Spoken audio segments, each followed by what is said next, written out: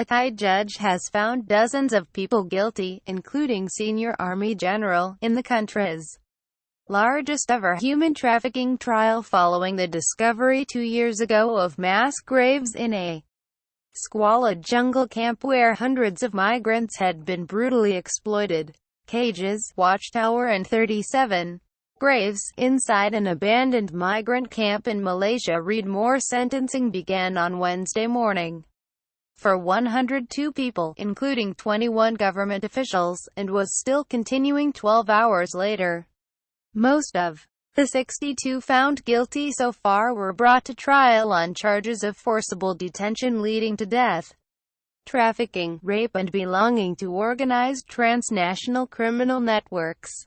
Police opened the case after more than 24 bodies were discovered in a shallow grave in southern Songkhla province in 2015. Authorities said the victims had been held captive by people smugglers who kept migrants as hostages for ransom. The case led to a crackdown on smuggling networks that brought people from Myanmar and Bangladesh to Thailand.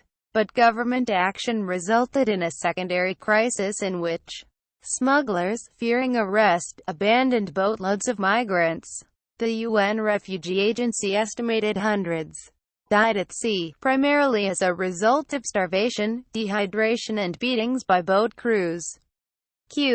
Myanmar's Rohingya. Shohide Myanmar's 1 million Rohingya, a Muslim minority, are a stateless people who have been persecuted for decades, forcing many of them to use people smugglers to flee by sea to Bangladesh and Thailand. The Guardian has interviewed Rohingya people who said they spent time in jungle trafficker camps in Thailand.